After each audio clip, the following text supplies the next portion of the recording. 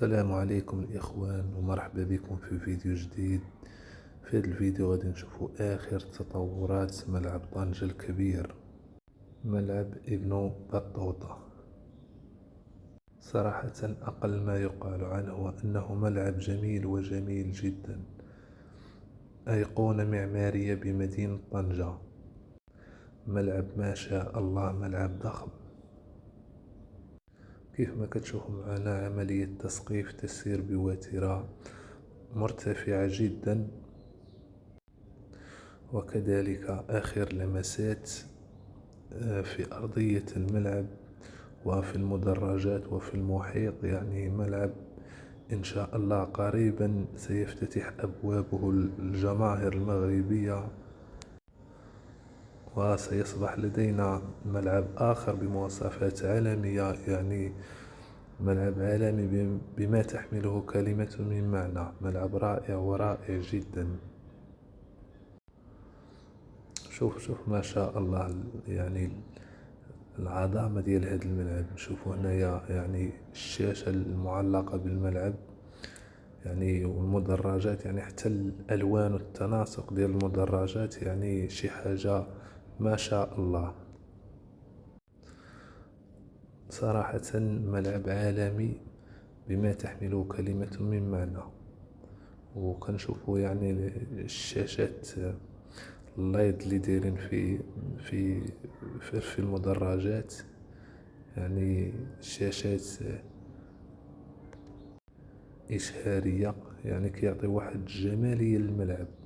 هنا كنشوفوا يعني عملية تسقيف التي تسير بوتيرة مرتفعة، يعني والعمال يعني دايرين مجهودات كبيرة باش يسارعوا الزمن، لأن مبقاش وقت كبير لانطلاقة كأس إفريقيا.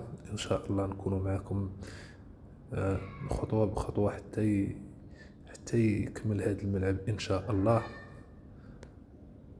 صراحة شي حاجة اللي بزاف. شوف يعني السقف ديالو ما شاء الله، وكذلك المدرجات والأرضية، يعني بقاو لمسات بساطة على مستوى الأرضية، وشي لمسات يعني بمحيط الملعب، حتى يكون الملعب جاهز لاستقبال مباريات المنتخب السنغالي في كأس إفريقيا. يعني صراحة ملعب رائع ورائع جدا. يعني هذا ملعب يعني منافس لملعب الأمير مولاي عبد الله بالرباط، يعني حتى في سعة يعني المدرجات فهو كيتفوق على ملعب الأمير مولاي عبد الله بالرباط. شوف الجمالية ديالو، يعني كيفاش ملي غادي ان شاء الله يكمل التسقيف ديال الملعب، واحد الجمالية ما شاء الله غادي تكون عند هاد الأيقونة بمدينة طنجة. يعني هنيئا للجماهير الطنجاوية يعني بهذا الملعب، بهذه الأيقونة. صراحة ملعب عالمي وعالمي بما تحمله كلمة من معنى. هنايا كنشوفوا عملية تسقيف،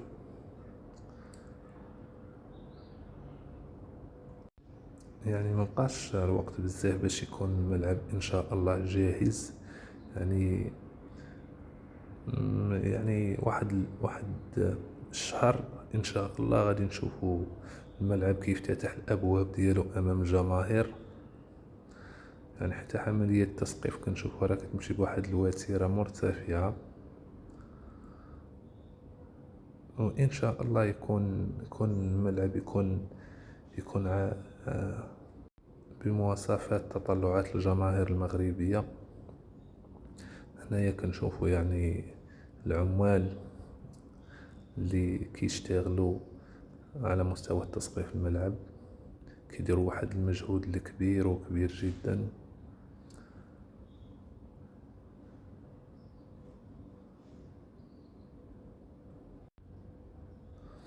وحتى الملعب فاش حيدوا ليه مضمار السباق، يعني فهو رجع ملعب، صراحة رجع ملعب آخر، ولا يعني واحد تحفة معمارية بمدينة طنجة. هنايا كنشوفو أرضية الملعب اللي مبقاش ليها بزاف باش تكمل المحيط ديالها، يعني روتوشات قلال، وغادي تكون إن شاء الله الأرضية واجدة. يعني عملية تسقيف اللي مازال فيها يعني واحد شوية ديال الخدمة. أما بالنسبة للأرضية والمدرجات ف آخر لمسات يعني كيديرو باش يساليو منهم، ولا تبقى إن شاء الله غير عملية تسقيف اللي كتمشي بواحد الوتيرة مرتفعة، يعني تاهي مبقاش ليهم فيها بزاف ديال الوقت باش تسالي إن شاء الله ويكون الملعب جاهز.